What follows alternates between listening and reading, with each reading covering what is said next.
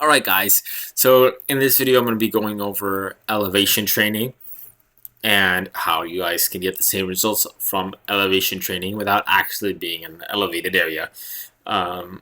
Understand how it affects our bodies, so then we can understand how to imitate the same effect through different means. If you guys like these videos, please like, comment, subscribe, help the channel grow. I'm trying to grow this channel to become bigger community, so I can come up and get more people who help in the comments down below. If you guys have seen, put inputs so I can learn and develop, and you guys can learn and develop in your training and fitness journeys. So without further ado, let's get into the video. Alright guys, so we're talking about elevation training. Think about how elevation training affects our bodies. What it really does, and it's been studied in Incan populations, or people who used to be part of the Inca Empire, what's it called? Relatives, or that's not the word. Inheritors of Incan genetics. These people, descendants, that's the word that I'm looking for. Descendants of the Incan people, they've been shown, and they live in big mountains, and with Machu Picchu and Appalachian, I think that is the mountain ranges. I'm not so good with geography. Live in the mountains down in South America, or is it Mexico? Guys, I'm not good at geography, but these people live in these mountains, and they've been shown to have increased lung capacity. This happens thanks to the increased elevation. People who train on these mountains in Colorado, we have really high elevation here in the U.S. When people who've been there, they notice that the air gets thinner. What this does is that it pushes our lungs to breathe more air. And the more air you breathe through your lungs, the more you push yourself. The thicker, the bigger your lung muscles get, because they have to absorb oxygen, because there's less oxygen in the air, so they have to take deep breaths and get as much out of it as possible.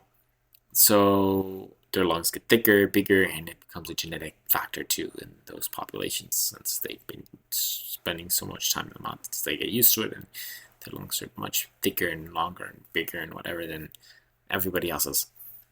But people can adapt. Humans are adaptation creatures. We adapt. So if you're put in an environment, and you can see this with people who are climbing Mount Everest, they don't climb all the way right up, because if they climb right away, they die. The body's wouldn't be able to adapt quick enough to the decreased oxygen, and when they reach the peak, they'd have no oxygen in their bodies, and if you have no oxygen in your body, you'd be dead. There's no point getting to the top of Mount Everest if you're dead, because then nobody will ever hear about you making it to the top of Mount Everest. So what people do is that they spend about 3 months in an elevated portion of the mountain, and they give their bodies the chance to adapt to the environment, since their lungs need to grow, their lungs need to get used to decreased oxygen in the air, and this creates the thicker lung muscles, thicker lung tissue, which allows you to breathe in more oxygen. When we do regular cardiovascular training, get the same effect, believe it or not, as breathing this thinner air, if not better. And people who run, swim, and even walking have increased cardiovascular function. It can even surpass the cardiovascular function of people who live in these elevated areas if they far exceed their movement and activity levels. So running, walking, and particularly biking and swimming, as they are low impact forms of cardio, are highly recommended and very useful in achieving similar cardiovascular levels to these indigenous populations that live on these mountains. And it's not just these indigenous American peoples. There's also, if you guys have heard, in Dagestan, these people live on these mountains. They have increased lung capacity. People who live in, like I said previously, Colorado, increased lung capacity. It's just the way their bodies have adapted to the surroundings. If your body is pushed, and even if it's not in an elevated area, running and swimming, you'll also begin to build an increased lung capacity as your body is forced to adapt to its surroundings, and you're giving it a new stimulus. And it's the same thing as working out. It's just working out your lungs, and this is what's had the largest correlation between longevity in a person.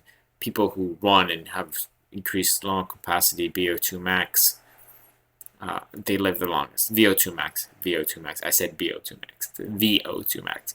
They have the longest lives since what's been shown. Cardio, it builds longer, healthier life for all of us, whoever does it, and highly recommended. Uh, that's pretty much it, guys. There's not much to say. There's there's these little pods that people have been using.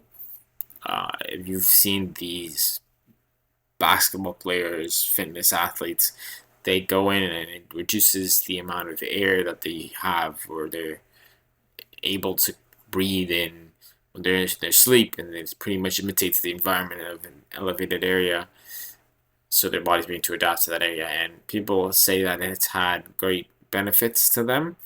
I don't know about this being. I mean, it's some scientific literature has shown that has benefited them, but it isn't anything super major. And if you run, you're probably going to get better benefits in general than finding one of these bazillion-dollar pods and sleeping in them. People have tried doing things where they cover their noses a little bit, or like limit their breathing when they're sleeping to get similar effects without using these pods, and that's dangerous. I don't recommend it. I wouldn't even recommend using one of these pods. Those pods look scary. The first time I saw one of them was like on this documentary of LeBron James.